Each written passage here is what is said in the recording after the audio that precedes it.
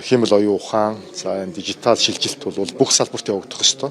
Тэр тусмаа манай Монгол улсын хувьд бол эдийн засгийн голлох суурь болсон уул уурхайн салбар бол хамгийн түрүү шилжих ёстой шүү дээ. Өрөөгөөжөө сайжруулах ёстой. Ард иргэдэд ойлгогддог энэ ойлголтоо сайжруулах ёстой.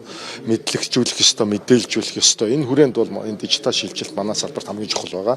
Нэгдүгээр, хоёрдугаар потенциалтай. Гэрээ хилцэл хийсэн нэс хойш хугацаанд өөрчлөлт орсон татварын хуулиудаар маргаа үүсгдэг асуудал байгаа. Энийг нэгдүгээр зэгцэлчмээр байгаа юм. Энэтэй холбоотой оюу толгойч гэдэг юм уу, одоо Петро-Чайна тайчин тамсагч гэдэг юм уу, том хэмжээний маргаанууд үүсчихэд байгаа. Энэ бол одоо бидний ямар түншвэ гэдгийг харуулж байгаа нэг зүйл л дээ. За миний одоо хувийн байр суурь. За хоёрдугаарт бол за хууль эрх зүйн орчин одоо сайжирдаггүй мах доктортой байх хэрэгтэй бол. Хоёрдугаар зарчим байна. За гуравдугаар зарчим бол бид нэр энэ одоо хайгуулын үйл ажиллагаагаа эрс нэмэгдүүлэх хэрэгтэй байна.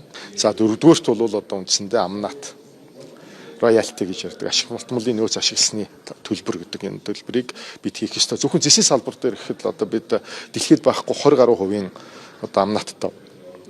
Ийм учраас дараачийн эрдэнэ дараачийн оюу толгой гарч ирэхгүй байгаа юм.